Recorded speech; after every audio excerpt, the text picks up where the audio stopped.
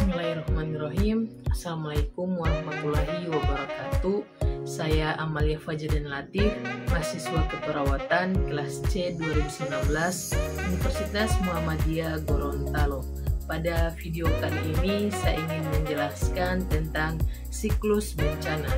Video ini dibuat untuk pemenuhan tugas mata kuliah keperawatan bencana oleh dosen pengampu Ners Pipin Yunus SKEP MKEP.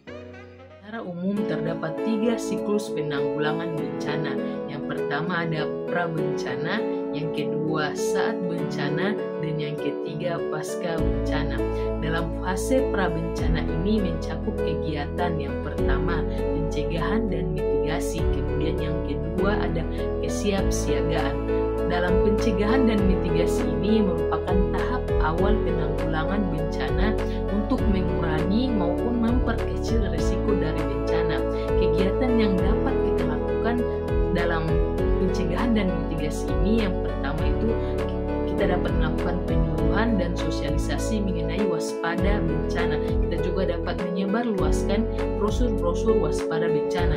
Kita juga dapat memasang rambu-rambu tanda bencana. Kemudian mitigasi merupakan serangkaian kegiatan ataupun upaya yang dilakukan untuk mengurangi risiko bencana melalui pembangunan fisik. Pembangunan fisik yang di sini ini dimaksudkan untuk mengurangi risiko dari bencana, seperti kita dapat membangun tanggul di bantaran sungai agar mencegah terjadinya bencana banjir. Kemudian yang kedua itu ada kesiapsiagaan. Kesiapsiagaan ini merupakan perencanaan terhadap cara merespon kejadian bencana. Perencanaan ini dibuat berdasarkan bencana yang sudah pernah terjadi maupun bencana yang akan terjadi. Contoh dari kegiatan yang dapat kita lakukan dalam kesiapsiagaan ini, yang pertama kita dapat mengamati tanda peringatan dini sekitar daerah yang akan terjadi bencana.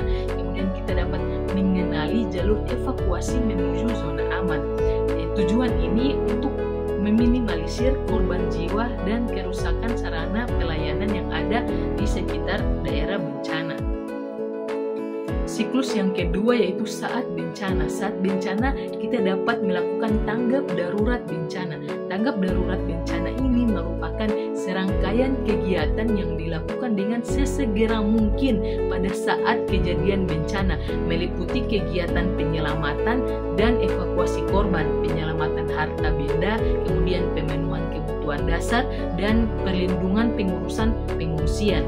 Contoh dari kegiatan tanggap darurat bencana ini meliputi yang pertama, pengkajian secara cepat dan tepat pada lokasi bencana. Yang kedua, penyelamatan dan evakuasi korban. Dan yang ketiga, pemenuhan kebutuhan dasar kelompok rentan. Perlu diketahui kelompok rentan di sini yang pertama ada ibu hamil, anak-anak, lansia, dan disabilitas. Dan yang terakhir itu ada pemulihan sarana dan prasarana. Terakhir yaitu ada pasca bencana. Dalam pasca bencana ini kita dapat melakukan kegiatan rehabilitasi dan rekonstruksi. Rehabilitasi di sini dimaksudkan untuk mengembalikan kondisi daerah yang rusak akibat terkena bencana agar kehidupan masyarakat dapat kembali pulih.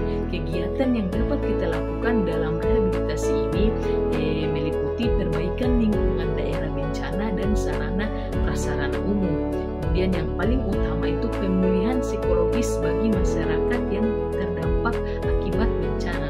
Kita sebagai tenaga kesehatan dapat melakukan pengkajian spiritual dan psikososial terhadap masyarakat yang terkena dampak dari bencana. Kemudian itu yang berikutnya ada rekonstruksi. Rekonstruksi di sini dimaksud untuk membangun kembali sarana dan prasarana yang telah rusak akibat bencana agar kembali dapat digunakan.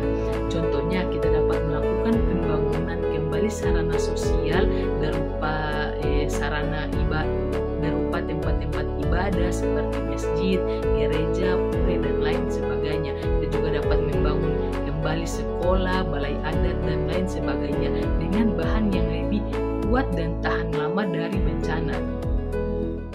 Dengan berakhirnya video saya ini, saya harap semoga kita dapat memahami 3 siklus penanggulangan bencana dan dapat mempersiapkan diri dan tetap Tetap selalu waspada dimanapun kita berada. Demikian dari saya, lebih dan kurangnya saya mohon maaf. Billahi fisabilillah, fastabiqul khairat. Assalamualaikum.